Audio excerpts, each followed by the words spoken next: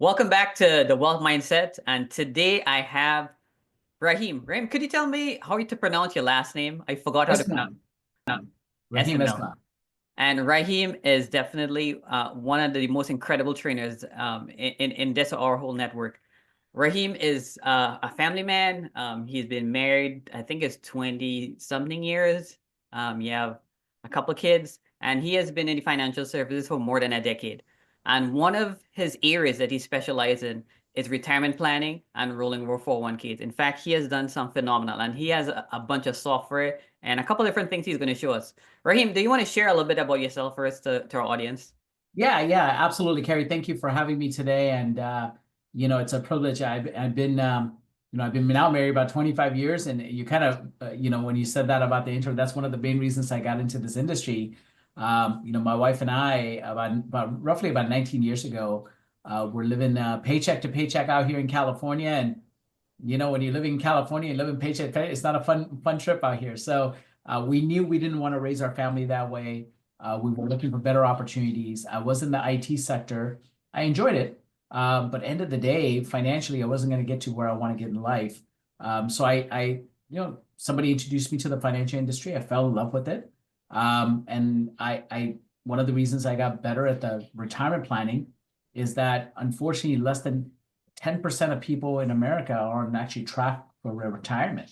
And that's an Wow. alarming rate, right? So I wanted to provide some service, a resource, wisdom, some literacy to that subject and see if we can move the needle forward.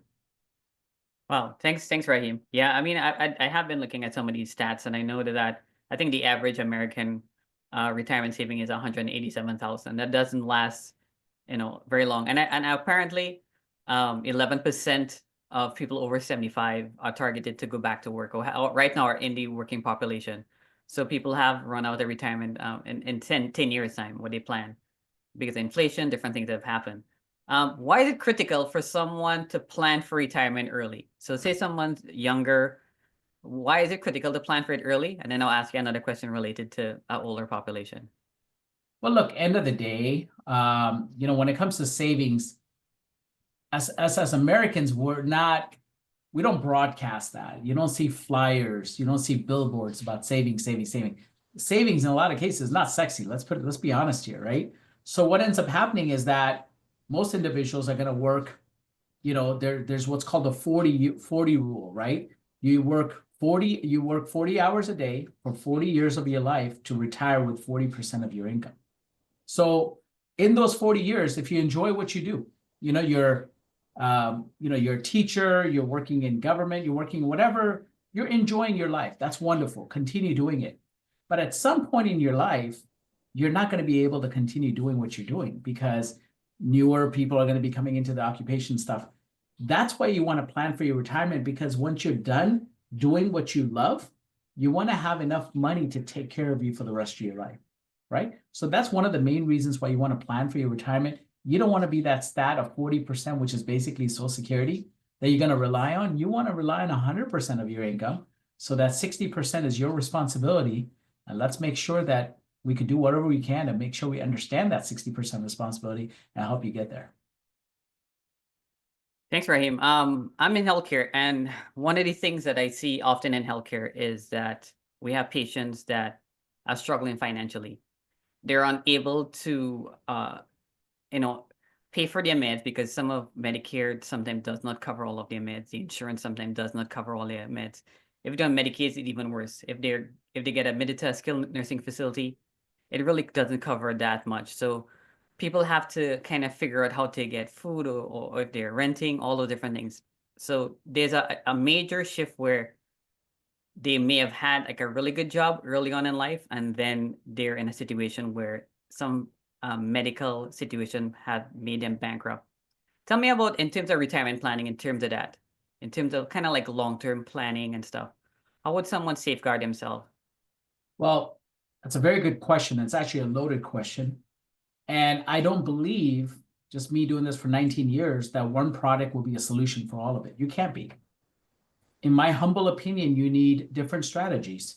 Yeah, you need some retirement planning, but you need some insurance strategies. You just mentioned about cost of healthcare. And my hat goes off to all the healthcare professionals that continue to work hard to help us, take care of us. But at the same time, the cost of living, cost of healthcare has gotten so expensive.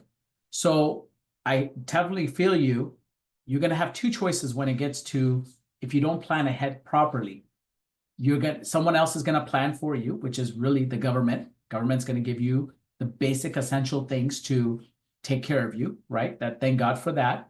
Or if you want somewhat of a custom solution, something that you feel have more dignity, well, then you got to have some strategies, insurance strategies perhaps, or some sort of a strategy that will enhance the distribution when you need it the most.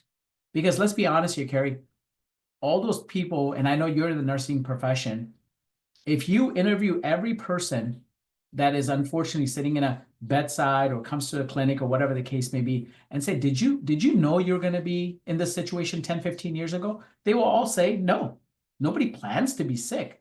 It just happens, right? And when it does, you don't want to be in a scramble situation and say, oh my God, did I plan ahead? Where can I go? Oftentimes, Carrie, I'll tell you, I get a lot of clients coming to me is after they become sick and say, oh, I need this now. Unfortunately, it's a little too late. So while you're healthy, plan ahead. Retirement planning means all different avenues and plan ahead to get it right. So. All right, Rahim, I have another question. So like I turned 50 this year, and I know some people, clients that I meet too, they haven't started their retirement planning. Why is it critical for someone to start? Let's say there's someone that's watching this podcast, they're in their 40s or 50s. Why is it critical that they start now? I know you covered some of the basics, but why should they meet with either retirement specialist or financial professional? Why is it so critical? And again, another great question. When you get past the 40 stage, and especially about 45 and beyond, us in the financial professional world, we call that the retirement red zone. If you watch football, as you get closer to the goal line, that's called the red zone. We call this the retirement red zone, right?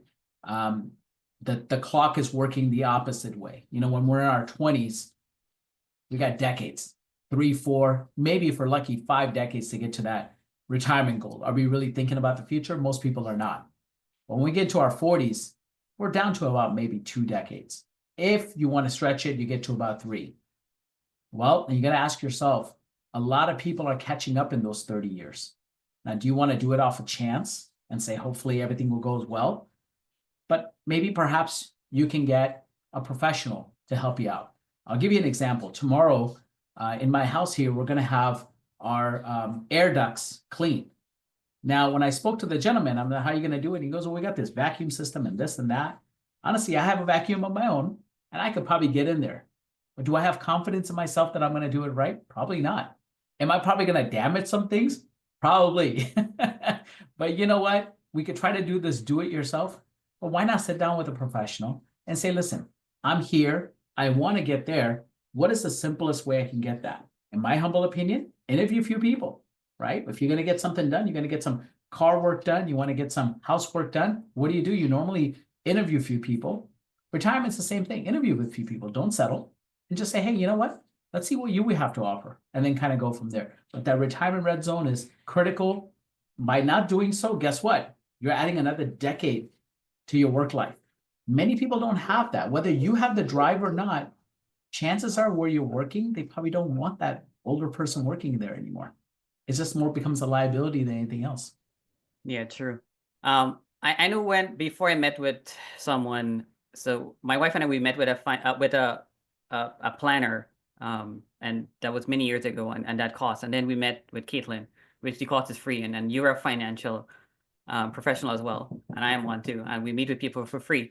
But sometimes when people think for free is like they're trying to sell me something. What do you want to tell them about that? Because people have reservation and they end up delaying something that they could have gotten answers for. And there's a lot of free information. There's a lot of free resource and help. How could we get over that reservation? What would you say to them? Some person like, I'm not sure. Yeah, absolutely. End of the day, here's the deal. Whether you sit down with a planner or you sit down with somebody that doesn't charge, kudos to you for doing it, first of all.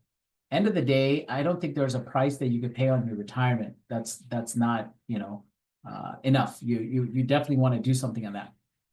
I've worked with a handful of planners. A lot of planners are licensed planners, but they're not licensed to do transactions.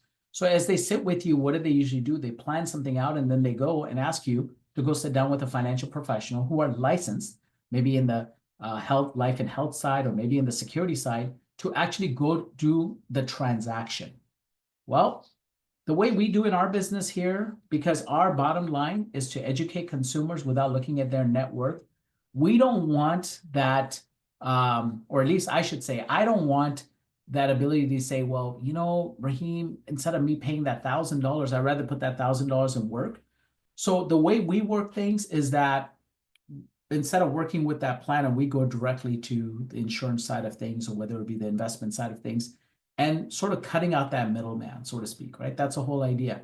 But whether you want to go through a middleman or not, either which way is fine. You're going to end up with a financial professional that's going to be licensed to do so. Now, what is very critical, I would recommend, is that when you're working with a licensed professional, make sure that, in my humble opinion, this is my opinion, that they don't have the name of the company that they're working with. Let's say it's XYZ investment company, XYZ insurance company. If that says that on their shirt and you're meeting with them, and Carrie, let's say you're my client, do I really have your best interest, or do I have the company's best interest? Think about it. I'm wearing their brand.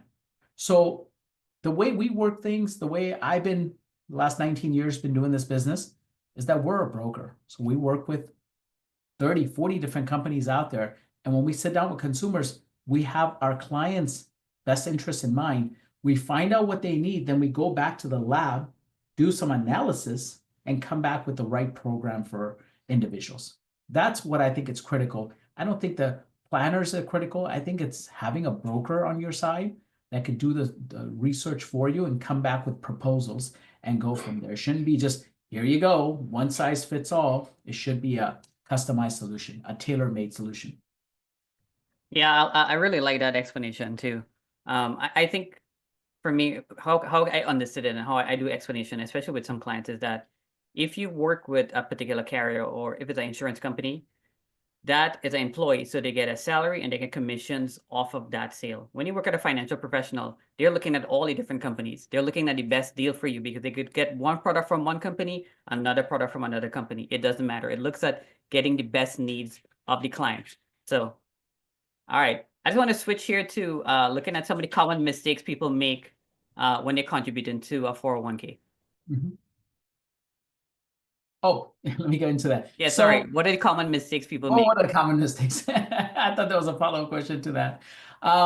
So look, end of the day, if you're saving for your retirement, I always enjoy working with somebody. And Carrie, just so you know, your video went off, but I always enjoy working with somebody that is thinking about their future. And if they've decided that 401k is the vehicle they want to use, fine. Let that be the vehicle out there. But what are some of the traps in the 401k we need to understand? Especially, when you're putting money in a retirement account, you got to not just think about today, you got to also think about tomorrow.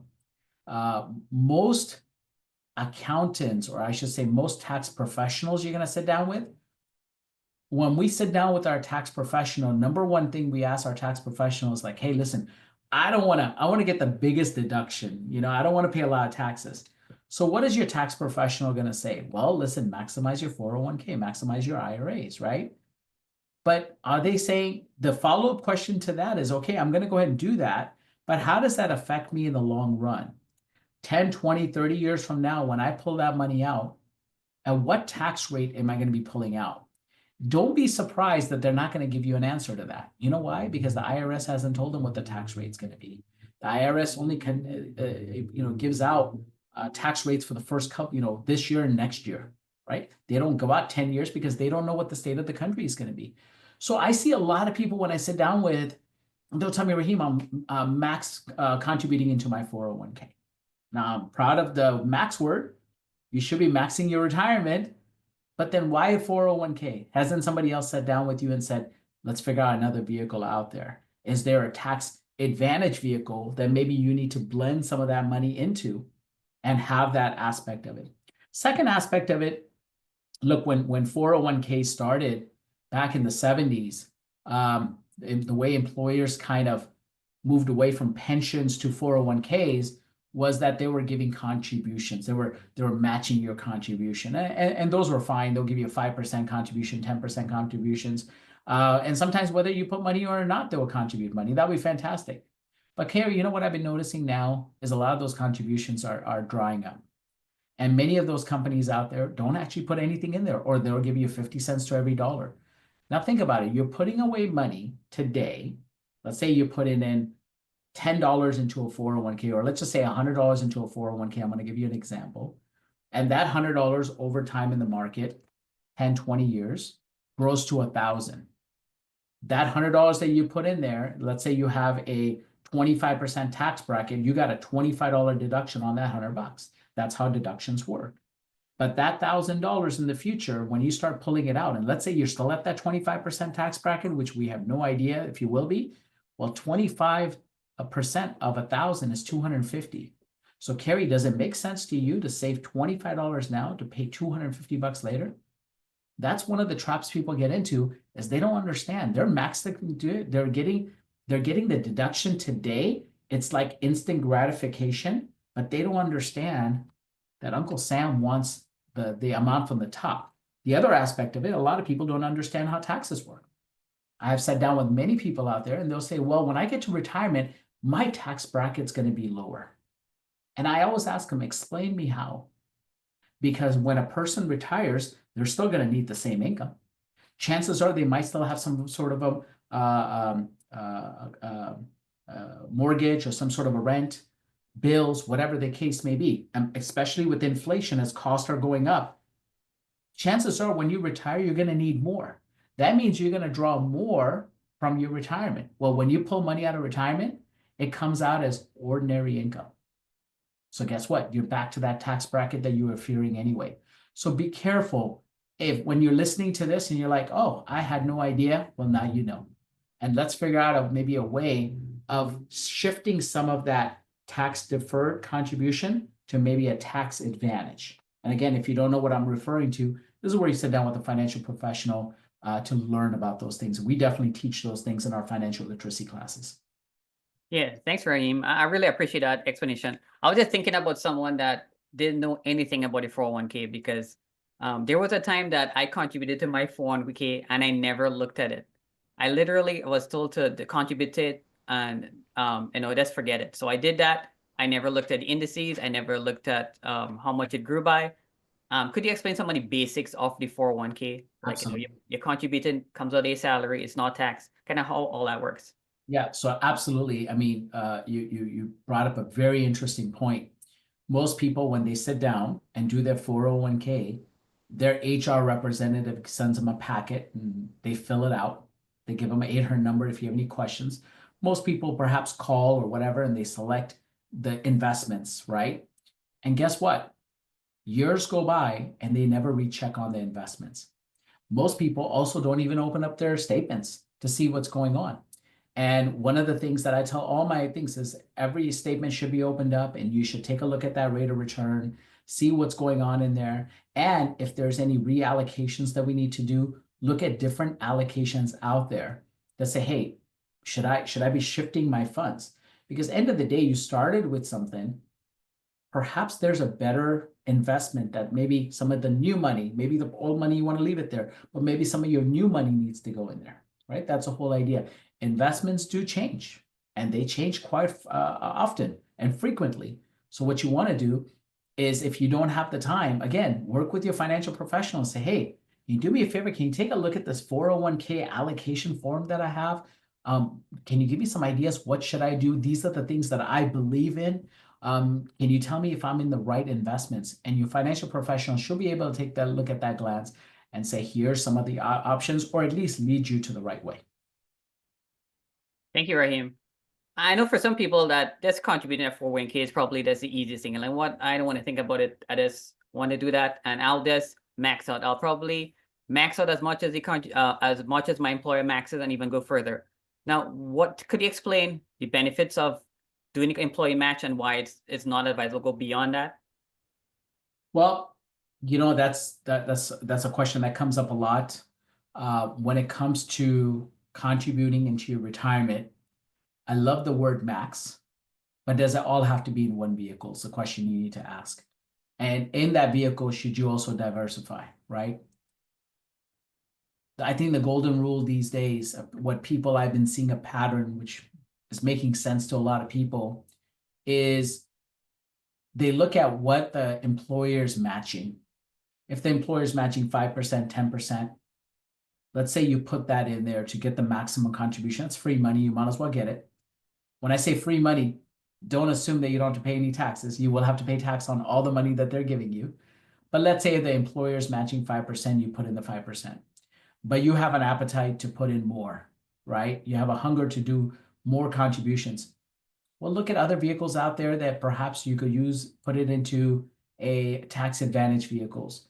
Maybe it's a Roth 401k, or maybe there's a Roth IRA, or perhaps there's some insurance policies that not only will give you a better overall protection, because if you think about it, the goal of a 401k is retirement.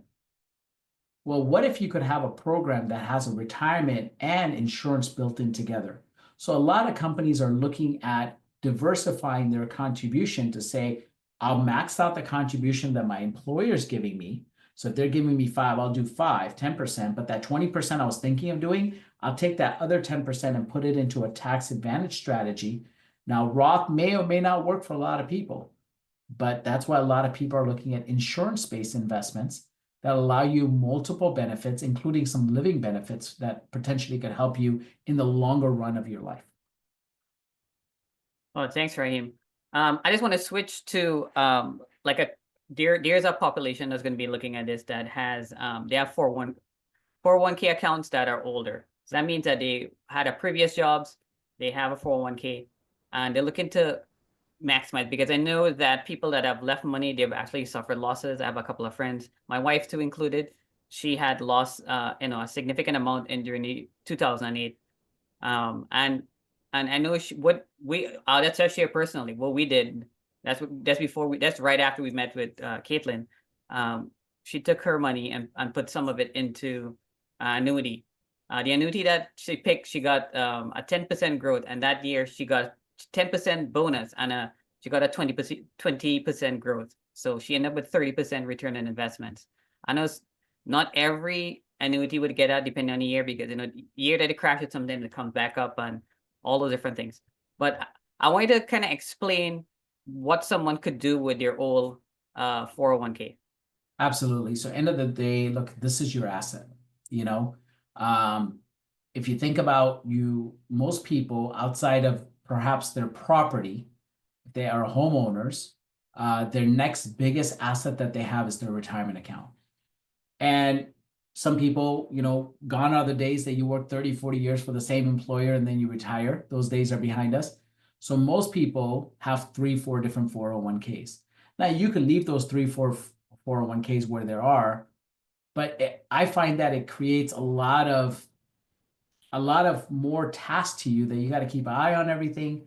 Plus, regardless of what they say, there's always some cost in 401ks, some of them even being hidden with things like mutual funds and stuff like that don't need to be on the statement. That doesn't mean it's free. No one's going to do anything for free.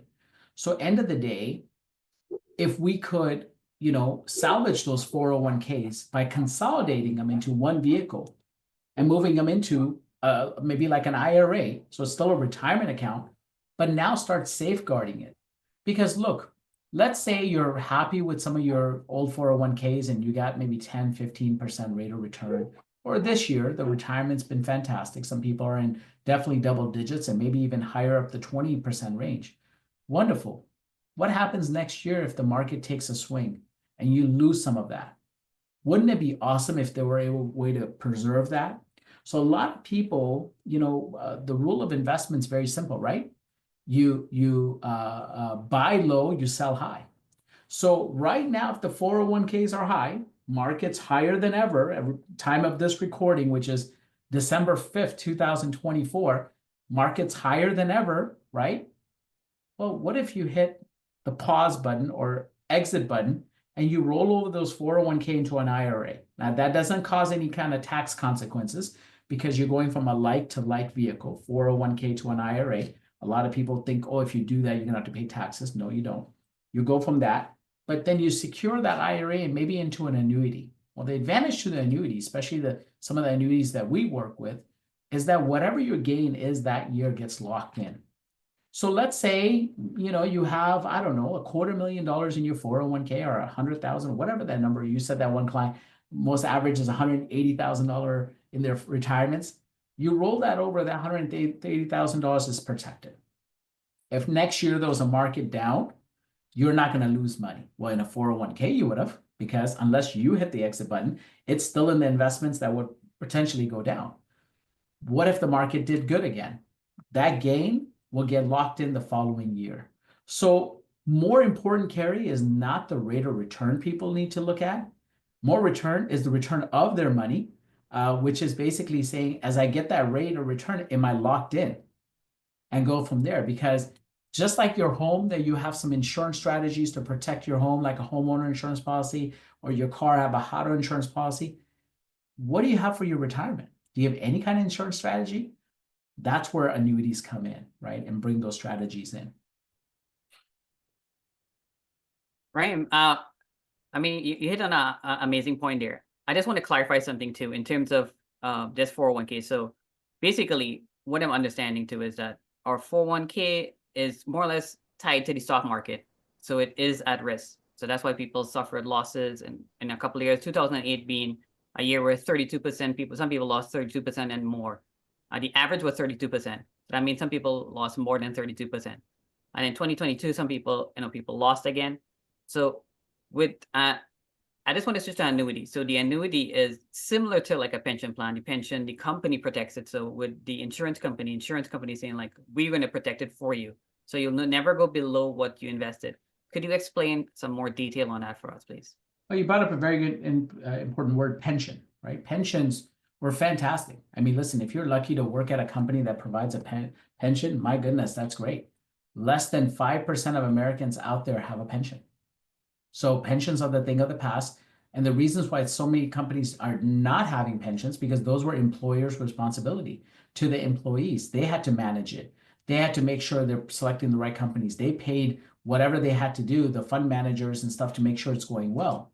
Well, in the 1970s, 401ks came along where they could offset those responsibilities to the individual employee. So instead of the employer having responsibility, it's employee's responsibility. Insurance companies saw this as an opportunity and said, well, you know what? Why don't we give private pensions to consumers? They have their 401k. Why don't we start protecting it and give them, what we call a GRIP? G stands for guaranteed. R stands for rate of return. Have it attached to maybe an I, which is index, and the two P's that we call it, it's like a pension, like an income, and potentially some bonuses to go with it as well, right? So annuities are bringing more control back to an individual. Instead of leaving it to chance, how about we get that rate of return, and how about we lock in that rate of return? I think rate of return is important, but locking it in my humble opinion, it's a lot more important. Because if you don't go you don't lose money, like you said in 2008 and 2022. If you don't lose money, you don't have to get yourself out of the hole, right? Because if you're in the hole, you got to get yourself out of the hole. What if you never get into the hole? Well, you need some sort of, either you could try it yourself by selling your investment at the right time and then buying it again, or having some sort of probably an annuity program that will do it for you automatically. Yeah, that's great there, Aim. I just want to just remind our viewers, you could go on whatever company that you're with and look at your 401k during those years. Look at it over the years, how much you lost. So you're contributing a certain amount every year, and then you're seeing losses. And it's because you contribute something you may not understand all the losses. So sometimes you really look at the fees, because 401ks have fees, but then annuities have fees. Could you explain some more on that? I just want to phrase this other question now, because some people may have reservations in terms of, like, I think annuities are more expensive than 401ks in terms of fees. Could you kind of share your opinion on that? Because I know it varies by carriers. Yeah. No, that's a That's a common misunderstanding as far as the cost and stuff. Look, end of the day, there are some costs when it comes to annuities and stuff. And annuities come in different flavors. There's some variable annuities out there that, yes, I agree, the cost could be up there. And then there's some index-based annuities. And the index-based annuities, the insurance companies cover the cost. And the reason they're able to do that is because they have you understand that when you're moving your money into an annuity, your money is being actually parked in an investment and is tracking an index. It's not in the index. So if you're not in index, if you're not in a mutual fund, you're not in it, then guess what? You can't really be charged. But what they do is they track the index. But how do they make money? Well, they take about 50% of your money, more or less, and they reinvest for themselves. So it's important to understand that if you're going to be working with an insurance company, you need to understand how are they going to be reinvesting their money? How are they going to make profit? Is it important for the insurance company to make profit? I think so. Because if they don't make profit, meaning if they're not managing your money properly, then how are they able to afford the return of whatever the index does to you, right? Whatever the contract is with you. So end of the day, I'll tell you, me doing this for 19 years, and I've been probably working with annuities for at least 15 years now. I haven't found one insurance company that does annuities that say, no, no, no, no, we're not going to do that. Whatever is promised on the contract, they deliver. So end of the day, you got to ask yourself, look, you could try to get every penny that's going to try to come to you. Or you could say, listen, let me have a better way where perhaps if I'm tied to an index and that may not give me all of the returns, but at least my downside is protected. It's a question you should be asking yourself. You could try to shoot that for the top and have your bottom exposed, or you can say, my bottom is protected. I'm going to try to get as much return as possible. If your bottom's protected, which means 100% no loss, and whatever the return is, honestly, every year is going to be a positive return for you, isn't it? So some people are intimidated by annuities. It's way too complex. I don't want to look at it. There are too many different carriers, too many different insurance companies. How could he help someone navigate that as well as look at red flags if they're meeting with someone? How would say someone that's new, like, Raheem, this is really complex. I need help, but there's some red flags. I'm not sure. I want to Well, move. I'll tell you, here in our firm, we use technology. And, Carrie, if you have a minute, I'll share with you a quick tool that we've been utilizing that allows us to, first of all, look like professionals, because there is a lot of companies out there and there's a lot of products out there.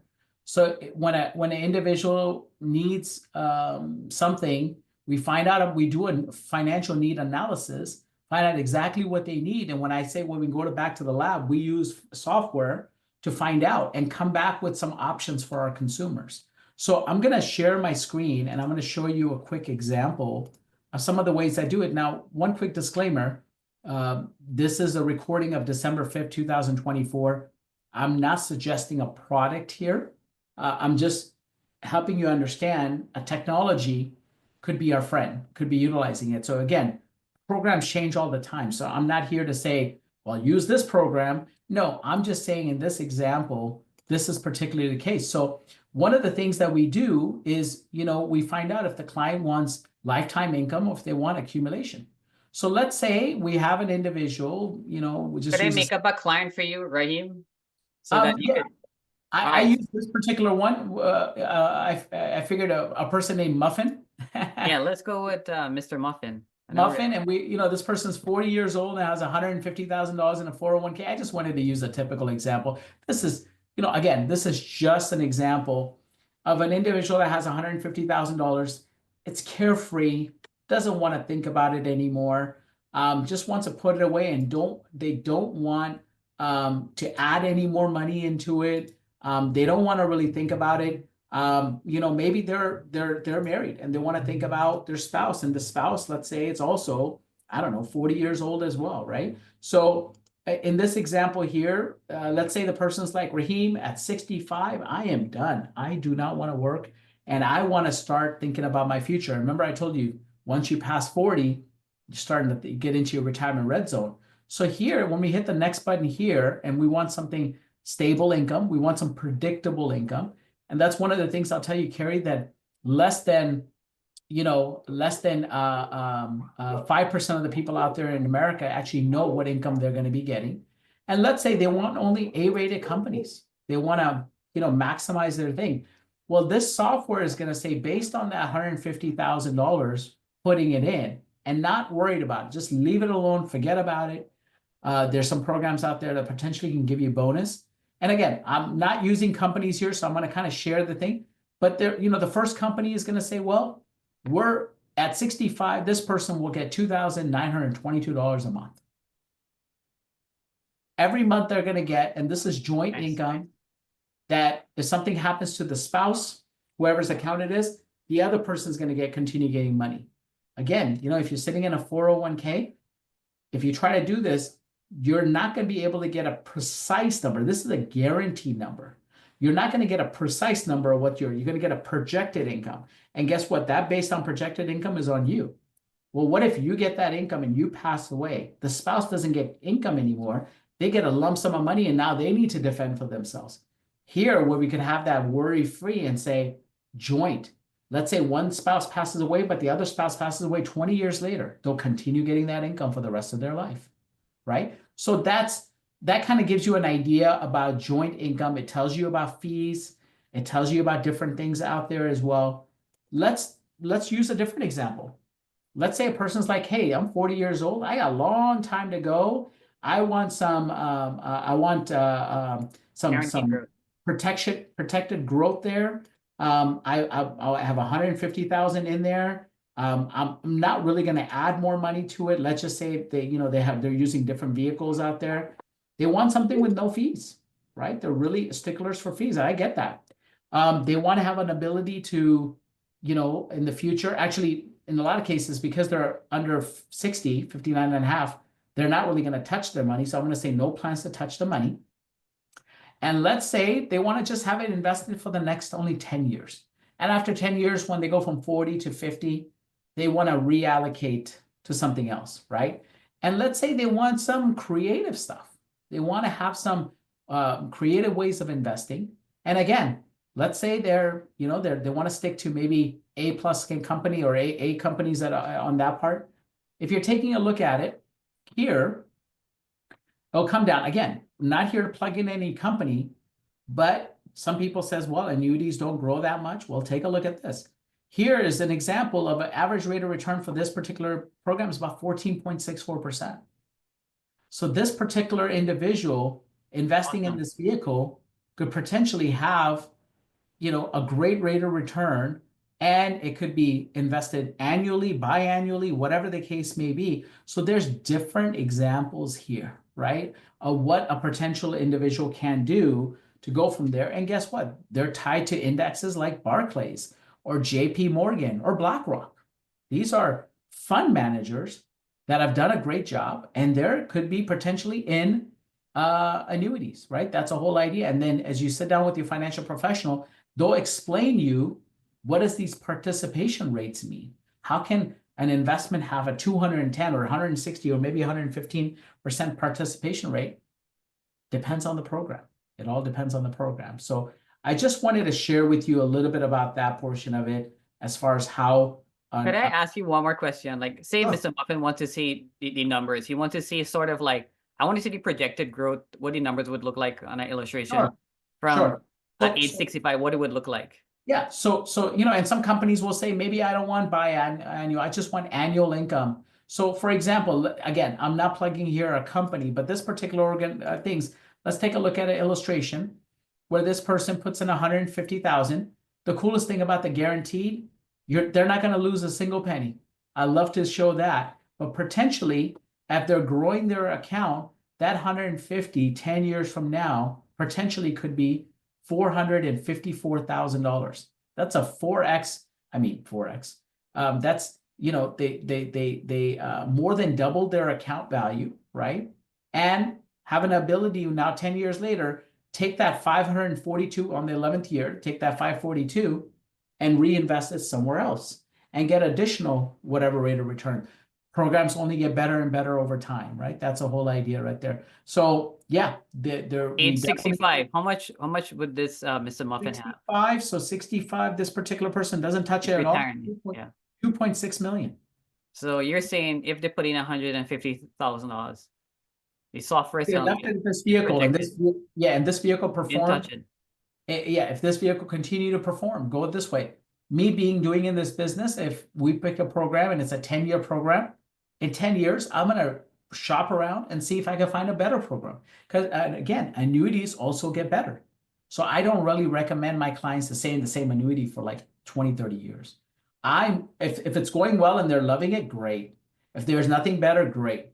But let's see if we can swim around and find a better program and maybe take it from whatever the requirement, if it's a 10-year program, move it from a 10-year program and moving forward. Now, I will add one more thing. We talked about the 10-year program. There are what's one of the ways annuity companies are able to make money is they keep you in a higher, they keep you for a longer surrender period. The idea is that if they're going to give you guarantees and they're going to give you no fees and all these things, one of the trade-offs is that you have to be a partner with them for X amount of years. Now, there's some annuities out there that have a 3-year annuity and there's a 5-year annuity and 7 or 10. Back in the day, CDs were that way, right? You get a 1-year CD or a 9-month CD and a 3-year or 5-year CD. In order to get that rate of return, you have to stay with them. Same thing with annuity companies, because they're reinvesting some of the money to make more money for themselves. They want to make sure that you're going to be a partner for them for a while. But what happens if, God forbid, there's an emergency? Many of the annuity companies out there give you 10% without any penalty. But anything more than that, there'll be a surrender amount that you might have to give back because you're leaving earlier than what the contract allowed you to do. So as a client, I would recommend you look at that carefully and make sure that you're comfortable with that. If you're not, don't get into that kind of contract, just to kind of give you an idea. No, thank you. All right. I just have a question. So, I mean, you shared a lot of great insights, but I kind of want to hear like a story now. So, without sharing any client information, and you get to think about it, what is like a success story? Like you were so happy you did this for this. This is like you were really glad that you helped out this client in this particular way. What's something you could share that we could take away as we're closing up?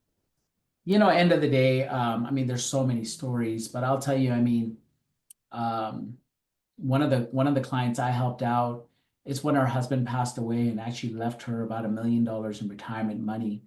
And this client didn't know what to do with it. And it was actually from a life insurance vehicle. And this client didn't have any kind of retirement. She had 3 kids. They were all college bound. She had some few years before to get them to college. We took that $1 million, not only set up a retirement for her, set up college savings for the kids. We set up emergency funds. We set up an investment account. I mean, there's so many strategies out there. I recently sat down with another client that she was sitting in an old annuity and she was getting ready for retirement. We looked at it, and that annuity was giving her about $35,000 annual income, and they were okay with that. And before I went there, I did some searching around and I used our software program and found out that they're a better income program that would give her $72,000 annual income. I mean, that's more than doubling her annual income. And when I showed her that, you should have seen the smile on her face. And this is the prime example of how programs get better. So if you have a client, those of you guys are listening to this, and you've been in an annuity before, you might need to work with your financial professional and say, look, I have this program. It's promised me this. Is there something better out there? That's called refinancing your old annuity programs. And if you're out of your surrender phase, if it financially makes sense, you might want to look into that. If the new program doesn't make sense, then you don't do it. But you should always keep your options open and say, is there something else out there that I should be looking at? We're just going to close up here. If listeners have one takeaway, one piece of advice from today's conversation, what would that be? End of the day, look, we're all different professions, right? You might be listening to this, you might be a teacher, you might be in real estate, you might be a stay-home mom or dad, or you're a mechanic. End of the day, listen, we all have our traits. My humble request or recommendation, maybe not try to be everything. When it comes to being a financial professional, let's take that burden off. Work with somebody that does that for a living. Look, we're not all repairing our own cars or painting our homes, or if God forbid you get sued, you're not representing yourself in court or performing your own surgery. We leave it to professionals. Work with a professional. Test out your professional. Maybe look at 2 to 3 different options and see if it makes sense. End of the day, it's all this in our business, the financial professional, financial advising business, or being a financial professional is all about relationship. If you find a good relationship you're happy with, person's a trustworthy, give them a shot. And if it doesn't work out, you could always move on to a next person. Raheem, thanks so much for meeting with us. If you want to contact Raheem, I'm going to leave his information in the description and in the comment section below. You'll have his calendar link so you could schedule an appointment with him if you want to learn more about his software or just get a quote. His services are free. So if you do have a old 401k and you just want to see the option in your state, because every state is different and there are a bunch of different carriers for each state. So he's going to run those quotes for you and then you'll see what are your best option and you get to choose, right? So the information there is free. And I hope that you learned something that you could apply. Thanks so much, and we'll see you again on our next podcast. You're welcome.